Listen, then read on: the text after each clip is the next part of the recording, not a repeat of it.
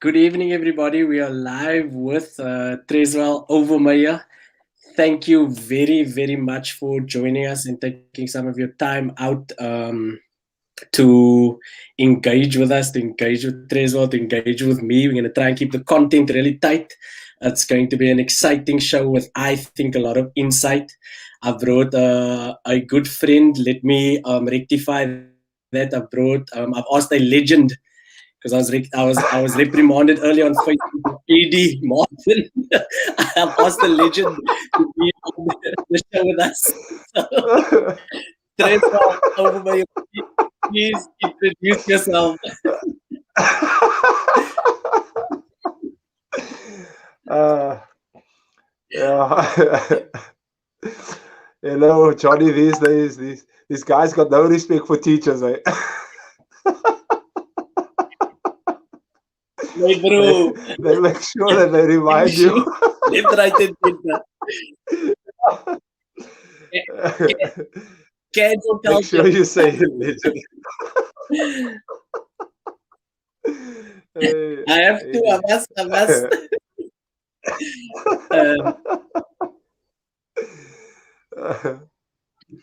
Give me a quick fall. So welcome, Kim. Welcome. Yes, sir. Yes, sir. Tracy, I don't know if you want to introduce yourself to the viewers.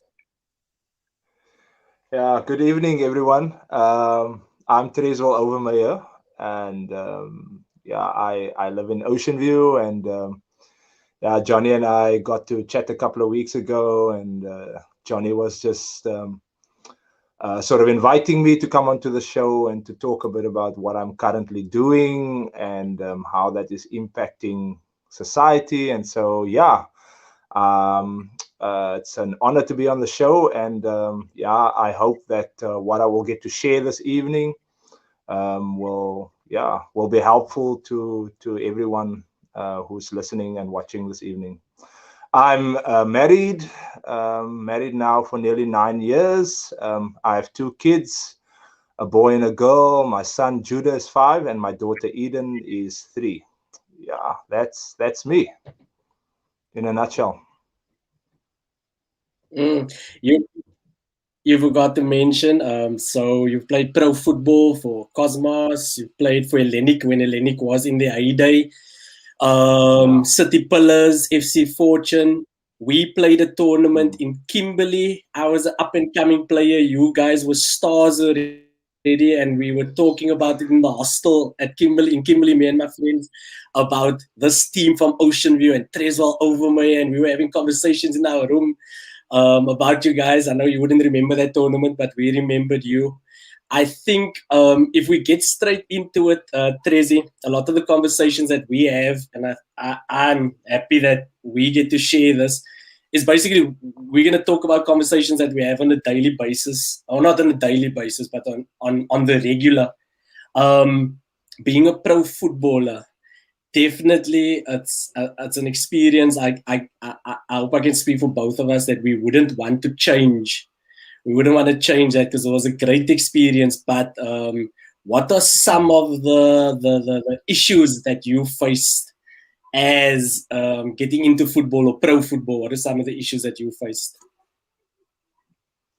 Yeah, if I think back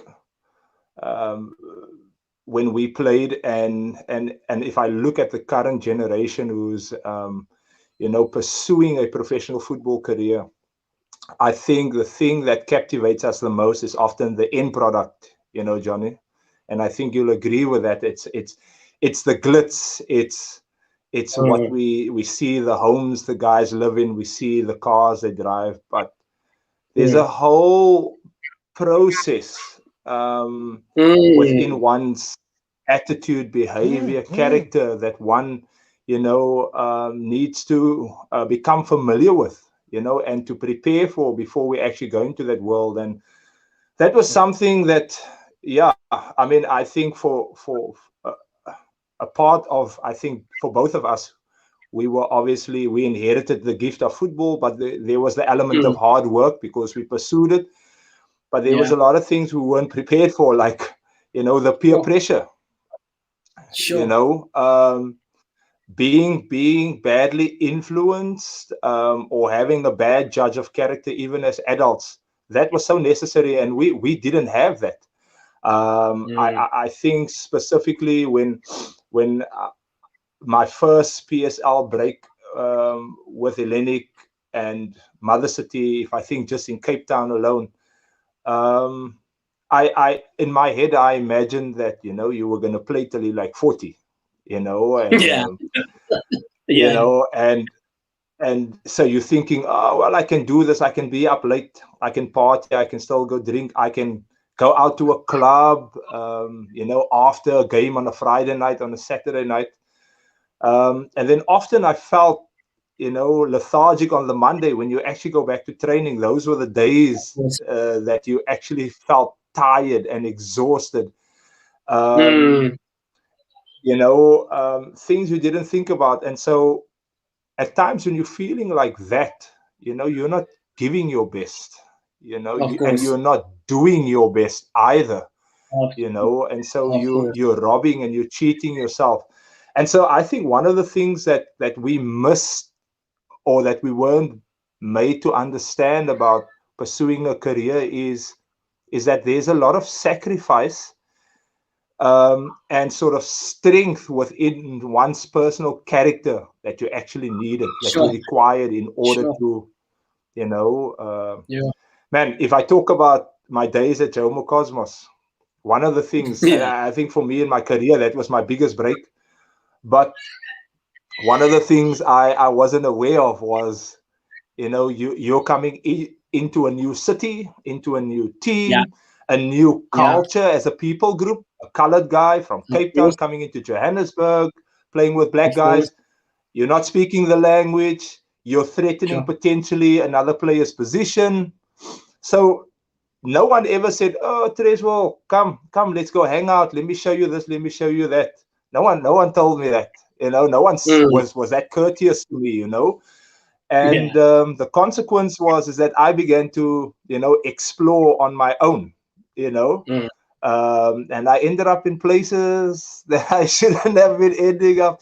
Of course. I was walking places I shouldn't have walked. I was doing things I shouldn't have been doing as a person, I think, and especially as a professional footballer, as a professional athlete. Mm. And so, yeah, these are realities that I think a lot of our aspiring young footballers should be aware of.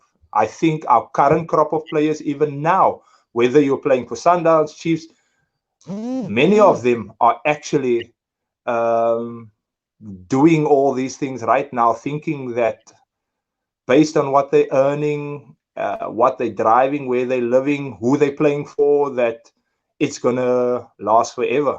But it's a trap Of course. that you need to be mindful of. Yeah. Of course. And I think you raised something so pertinent where you said the end product, and isn't that's what culture is. We sort of addicted to the end product, and Yeah. you really miss out on the process and developing that process, because like you say, we had the talent and we also used to work hard, so that wasn't the issue. Yeah. But what were the triggers for us? For me, it was criticism and rejection. If I felt like I failed, or I felt I wasn't good enough in the team, or I missed a goal, or I had a Yeah. bad training session, that was a trigger for me to like, hey, this weekend we're gonna go out and party. And that's what we did. And then exact story like yours is you only recover 3 days later, and you have Yeah. about 2 days of development time. So you lost out on three Yeah. days of development time. And not a lot of people are really interested in. I know when I talk to certain people about character and how important character is to develop, it's like, ah, man, guys, don't bother me with Yeah. life skills. Life skills not important. Yeah. I was at the school today, and the principal said, he told me he thinks life orientation, which is basically life skills, what we're doing, is one of the most Skills. important topic. So how Yeah. do we go about developing that? How do we go about developing that aspect of it, in your opinion? Yeah. Johnny, firstly, I have to just re-emphasize or rather reiterate what you just mentioned earlier, like that trigger point. Growing up as a youngster, yeah, I was known for being a striker, known for scoring goals, and so that constant expectation to perform was my trigger. That if I didn't, I would be so hard on myself, you know, Sure. and then I would end up, conducting myself or doing things that was should be uncharacteristic of a footballer. Of course. Now, I Of think course. one of the first biggest fails for us as a society, and this counts for footballers alike, it's firstly that it's a fatherless generation. A lot of kids that Mm, pursue football don't have dads, and there are certain qualities and characteristics that a father should impart, or a mentor should impart, or a teacher should impart, mm, and very often mm, that's the absence. You know, mm, I mm, also think within our country, um, mm, I believe that our best clubs are by means to set up structures that will mm. enable them to build men who become athletes. Yes. But Yes. sadly, the truth is that you're more of a number, you're more of an Mm, asset to them, what you can mm. contribute to the name and the title of the Yep. club rather than you as the person. So Mm, whether you've suffered loss, whether you're having financial challenges within your home, whether you and your wife yep. are having struggles, they don't want to hear anything about that. Yep. So eventually Mm, all of those things become triggers too. And then there's the of other course. element where I think you and I will relate. I'm not going to name and shame, but there was a particular club who often had the habit of not wanting to release players when they wanted to leave because they were not good enough, Mm, perhaps mm, for to break into the first team. And mm, so these guys would often drift into becoming gangsters, and many of them mm, lost their lives. Many of them were mm, from the Mitchells Plain area, talented players. So mm, those were also mm, triggers that steered a lot of our youngsters in a different direction. mm, But had there been the deposit of a strong character and a value system that was perhaps missing within their homes, I think, despite mm, them being, ill-treated by the club, their character would have mm. sustained them in order to make the right choices, Absolutely. regardless. Absolutely. 'Cause it's almost like what, and this is our culture. We can't run away from this. This is football culture. This is our culture. Is it Yeah, sort of gnaws at your dignity, and that is what yeah, football. When you're so success driven and you're so addicted to the end product, you yeah, players and people, you're not a person anymore. You become a statistic. And I always used to say it's like yeah, you bubble gum to be you bubble gum to clubs yeah, and to coaches. So yeah, if you've lost your yeah, flavor, they'll spit you out. And I mean, that's not right, because end of the day, then you start not to have or value yourself. And Reggie is saying, hitting the nail on the head with saying fathering is the issue. um, yeah, Soccer yeah, colored style, saying it pains us that aspiring player that only 1 out of 100, no, 1 out of 100,000 actually make it. yeah, And yeah, the statistics are low. So you've really, I think, something that I'm taking away from this conversation is we we taking boys and we're making athletes instead of taking athletes and trying to make them men, or making them men, focusing on yeah, on on manhood, focusing on building character, yeah, and then yeah, athletic ability shine through. So I want to read yeah. something. Before I read something about you, what you're doing, I just want to get your um yeah. So John, you, yes, yeah. I can think I you can wanted to take this opportunity as well, Johnny, like to honor a specific man that when we were at Hellenic, Gary Gibson yes. was that father figure. to some of us. He lived in the city, but he had a day job. So he would travel to training. He would drive us to matches out in, whether it was in Edgemead or whether it was in Durbanville, night matches or against Vasco. And then he would drive us back home to Ocean View and then drive back home the evening to town, only to go back to work again the next day. And if we, like especially Clinton Lamb and I, if we ever wanted extra training, Gibbo would actually leave work early to work with us before he's going to coach us with the team session. And that kind of devotion, I think, was definitely one of the elements that inspired me to ultimately do what I'm doing today. You know what I'm saying, Johnny? Yeah. Absolutely. Same with me. I want to read something that this is the organization, I'm going to call it organization because it's that big, that Treswill is the founder of, he's running it. It's called the Right Foot Forward. And I asked him to send some testimonials from parents. And if it was me, I'd probably only get back 2. I think there's about 6 testimonials about 6. And this is the difference he's been making. I'm going to read one, and there were some beautiful ones, but apologies that I can only read the one to whoever else wrote, but it was all really beautiful. Our son has been training with Coach Treswill for quite some years now. Treswill has made a huge impact on Edwin's confidence on and off the field. He has had some academic troubles, and soccer has been his safe haven. We have been very grateful for having such an amazing coach like Treswill, who has a sixth sense on reading his players and supporting them all the way. He has grown as a soccer player tremendously during these last years. His technical skills has improved, but also his skills as a team player. Treswill knows how to train these young minds into talented soccer players as well as respectable young boys and girls. Our son is very lucky to have him as a coach.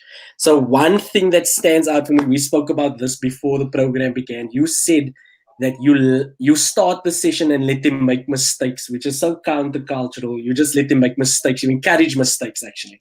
Could you speak into that? Yeah. So for me, what I'm currently doing is private training. And from the get-go, when I start working with a youngster with the first session, I will always tell them, listen, we are going to run through the specific drill until it pops out of your ears. I said, and this is the platform where you can make mistakes. You are allowed to make mistakes. I don't want to hear you say, sorry, coach. You just keep going and we keep pushing through. And that is how they confident, because now they know there's absolutely no pressure or expectation to perform. I always tell them, you're not here to make the first 11 on Saturday. You're here because you decided you wanted to get better, you wanted to improve, so make the mistakes. And that's just really where I believe a youngster's confidence will grow the moment they know the pressure is off them and that they are allowed to be human, basically, you know? Sure. That's crazy type of thinking, because I mean, the narrative is just, you need to make the starting 11, you need to be the best. But yours narrative is, you're not here to make the starting 11, you're here to make mistakes and improve. Have you found that players actually improve quicker through this type of method? Absolutely. I specifically recall a youngster that moved here from another country about 5 years ago. And he's never played football. He was like 13 already. And normally, you know, in our country, you will be told, like, if you don't have potential by 14, 15, you trying to pursue a professional career, it's a waste of time, you know, because there's so much technical work that you have to put in and time you have to put in. And this youngster, every opportunity I had free, he wanted to train, and he pushed himself. He literally ended up training with me 3 to 4 times a week. And now this boy, he's not even done with school yet. He's had to move. He moved to America, and he's currently playing there because He's Sure. improved so much, and it's only because you're saying to a young kid, listen, just continue to work with us. There's no pressure on you whatsoever. And yeah, I also set a goal for myself. I always said when I started with this, with the private, I said in the next 5 years, I want to at least see 3 kids, moving on to better things in the 5 Yes. years.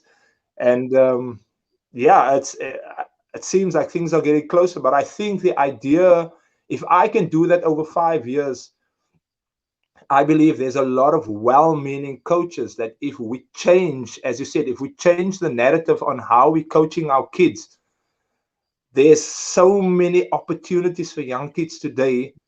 But if you just let them know that there isn't pressure on them to perform, that they're allowed to make And, mistakes.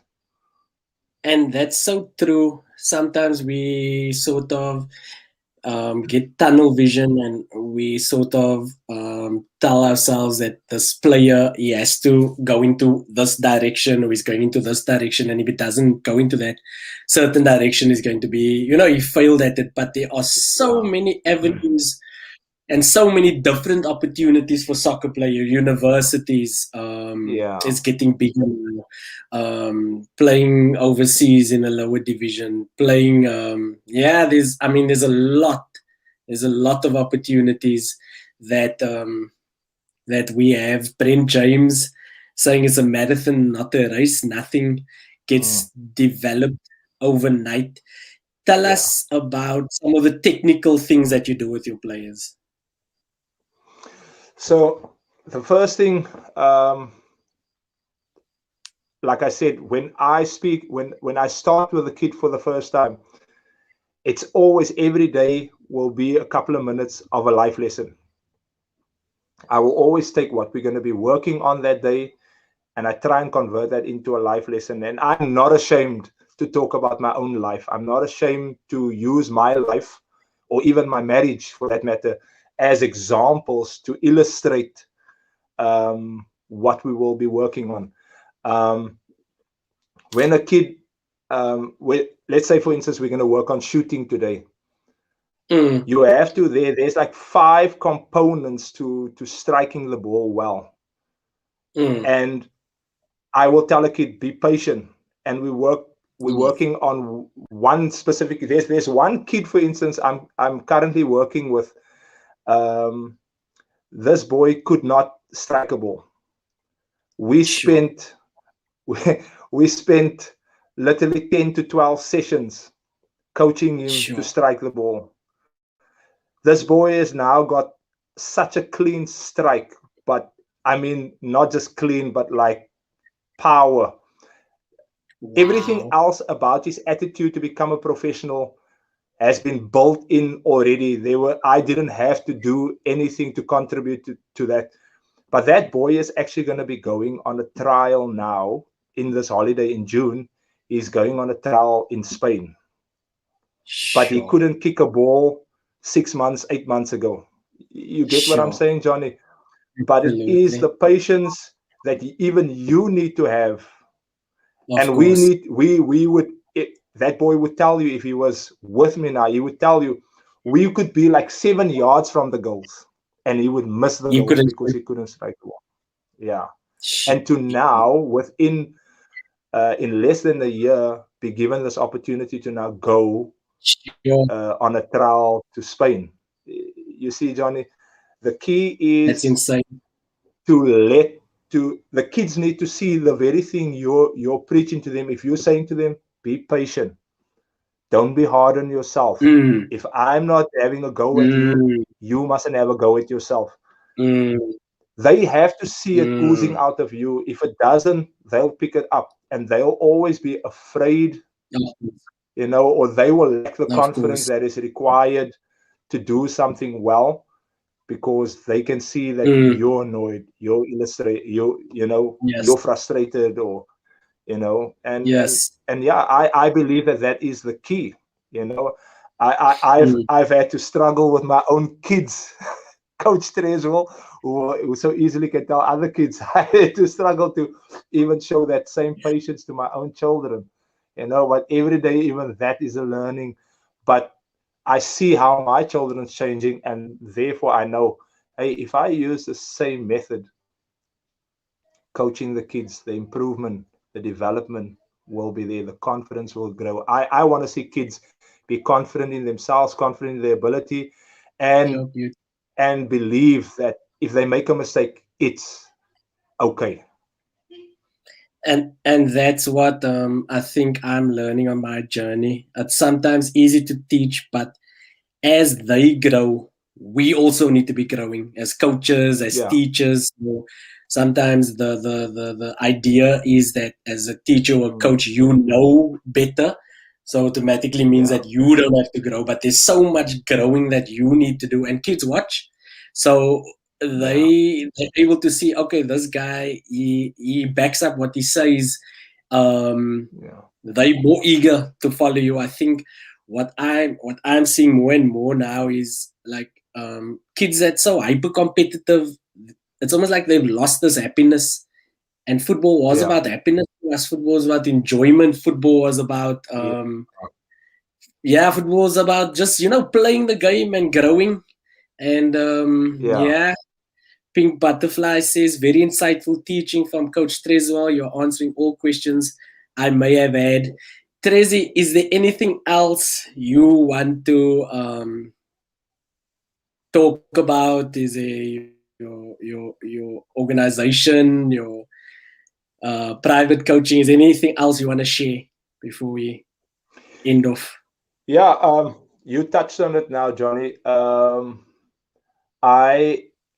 If any of those kids were here now and I asked them, guys, tell Coach Johnny what the rule number 1 is about right foot forward, they would tell you, have fun. If you're not there to have fun, then I don't want you there. Now, the school where I have most of my clients, it's a prestigious school, and so therefore the expectation on different spheres are always high. So the kids will naturally come there with this weight on their shoulders that they have to prove. And then they come to this coach, and this coach says, hey, relax, just have fun. Don't take this so seriously. Because when I started there, they would play a match. It's a fun game. It's not Champions League. And if they miss or they lose a game, they cry. And that narrative I've had to constantly drive. Hey, you're here to have fun. Remember?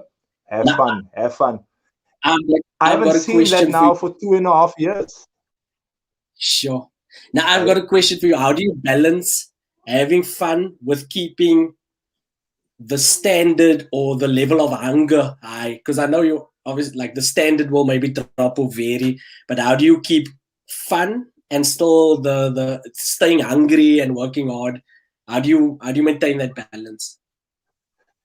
Okay, so when I watch them while they're playing, when they do something well, I applaud it. I'm clapping hands and I say, well done. I might even stop the game and I say, guys, didn't we work on that the other day? Or if it was that present day that we worked on something specific, I'm talking in the context of group now, then I will say, wasn't that great what I saw Daniel do?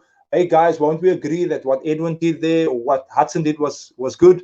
Didn't we work on that? Yes, coach. Give him a round of applause. So the complimenting coming from the acknowledgement coming from their peers makes them want to lift the standard. So while they are enjoying themselves, I'm letting their peers acknowledge what they are doing well. So they want to constantly then pick it up. I don't have to tell them, hey, come on, you should have scored that or you should have. I will instead tell them, hey, Hardlines, well done, good shot or nice try, good combination play. But I don't point out the bad things that they did. But you also said that every player, every footballer that makes a mistake knows they should have done better. Why do I have to re-emphasize it as a coach? Of course. But like you also said, you also, even if it takes 3 months to work on on one thing like shooting, or you prepared to do that in a fun, safe space? Yeah. Brent James is being very funny. He's saying, Tres, love your work. Looking out for left foot forward, the next level. Can only be Brent James. he said something. What did he say? Yeah, man. He said, I can't find it now. Anyway, so one play that both of us coached, he just won Athlete of the Week in America now, goalkeeper. Tariq Ganga, he said, Coach Tres, and knowledge is something that I'll cherish. Two of my favorite guys sitting next to each other, and that's, I think, beautiful about, like what mentorship is such a huge, it's such a gift to both parties. Thanks, Tariq. Anything else? Yeah. Trezi, before I end off? Yeah, I would just say any youngster that, wants to pursue a professional career, your character is key. And with that, what I'm trying to say about your character is you need to pursue your dream. Nobody can live or do your dream for you. Where your character grows is where you're going to challenge yourself. You're going to get up in the morning before school and you're going to do the extra work, because your time with your coach, your time in your group sessions, it's never going to be enough for you. When you come and train with a coach, whether it's one-on-one with a coach or whether it's in a group context, that is just the icing on the cake or the cherry on top. You're gonna want to be there. You're gonna want to push yourself because of the other hours that you've put into developing you. And if you're gonna want a strong character, if you're gonna want to be a determined young athlete, it's gonna start with you. Obvious. Hey, if you want to be a professional footballer, clubbing is going nowhere. So you can do that when you're done, when you retire from football. Alcohol will go nowhere. Hey, for every one man, there are 12 women in the world. So you're not going to miss out. Don't get distracted. These are things we didn't hear growing up as professional footballers. We allowed all of these things to distract us. Coach Johnny will tell you.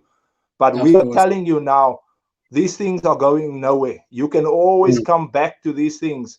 But focus, if you want your dream, focus on that, and enjoy your life, enjoy being young, enjoy working hard, but don't allow other things to come in the frame of your dream for now. That is what I would simply want to encourage you if you're listening. Yeah. And that's brilliant. And I think what I took away from this show is that sometimes the small things that people say is insignificant, like character building or being a good teammate, being determined, handling criticism, handling rejection, handling insignificance, those things that sometimes people laugh at and don't value are the very things that will sustain you, not just in football, but sustain you in life. Yeah.